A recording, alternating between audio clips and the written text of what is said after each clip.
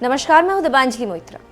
विधानसभा का चुनाव जोरों पर है और पहले चरण के उम्मीदवार जनता के दरवाजे पर है, तो पार्टियां दूसरे, तीसरे और आगे के चरणों के लिए रणनीति और टिकट बांटने पर माथापच्ची कर रही। इसी बीच जिनको टिकट नहीं मिला वो पार्टी से नाराज हैं और जिनको मिला है वो खुशी खुशी मैदान में जनता के बीच है। इन टिकट बंटवारों में कई तरह के उम्मीदवार जिनकी कहानी सुनकर आपकी आंखों में आंसू आ जाएंगे। आज हम भी एक ऐसी ही स्टोरी लेकर आपके सामने आए। इनका नाम है रूपाली दीक्षित।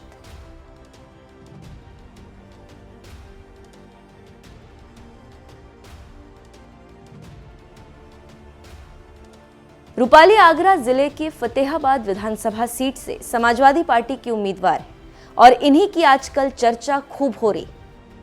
रूपाली आगरा के बाहुबली रहे अशोक दीक्षित की बेटी है, जो लंदन से MBA की पढ़ाई कर चुकी। दुबई की मल्टीनेशनल कंपनी में उन्होंने नौकरी की और अब फतेहाबाद की राजनीतिक जमीन फतेह करने की ताल ठोक रही। जानकारी देते चलें कि समाजवादी पार्टी ने पहले फतेहाबाद विधानसभा से राजेश कुमार को उम्मीदवार बनाया था, लेकिन 36 घंटे के अंदर ही अपना उम्मीदवार बदलकर रूपाली दीक्षित को टिकट दे दिया। हमने टिकट के लिए समाजवादी पार्टी के अध्यक्ष से समय मांगा, अखिलेश यादव जी ने समय दिया, फिर हमने महज 3 मिनट में कन्विंस करके विधानसभा से टिकट ले ली। रूपाली के बारे में एक और बात बताते चलें कि रूपाली के पिता समेत उनके परिवार के 4 लोग हत्या के एक मामले में उम्र कैद की सजा काट रहे। परिवार के 4 लोगों को मिली इस सजा के बाद ही रूपाली 2016 में फतेहाबाद लौटी।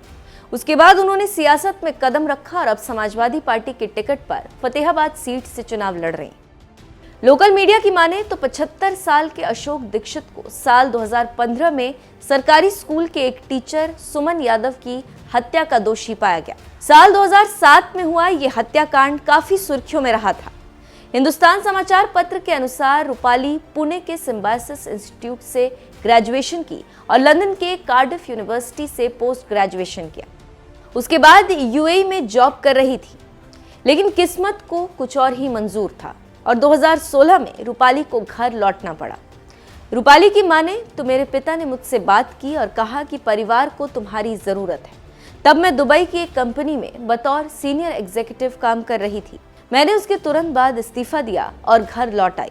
बकौल रूपाली, सुमन यादव मर्डर केस से उनके सार्वजनिक जीवन की शुरुआत हुई थी। इस केस की कानूनी बारीकियां समझने के लिए उन्होंने कानून की पढ़ाई शुरू की और लॉ की डिग्री लेने के बाद ही वो सामाजिक राजनीतिक गतिविधियों में भी शरीक होने लगी और अब समाजवादी पार्टी ने फतेहाबाद से उन्हें अपना उम्मीदवार बनाया। लेकिन जनता कुछ और ही कहती। इलाके के लोगों की माने तो रूपाली के पिता बाहुबली है और उनके ऊपर कई आपराधिक मामले दर्ज हैं और एक मामले में उन्हें सजा भी हुई। तो आप समझ सकते हैं कि उम्मीदवार कुछ भी कहे, लेकिन जमीनी हकीकत कुछ और। फिर भी अगर पढ़े लिखे उम्मीदवार जनता का प्रतिनिधित्व करते हैं तो आगे जनता का भविष्य सुधर सकता।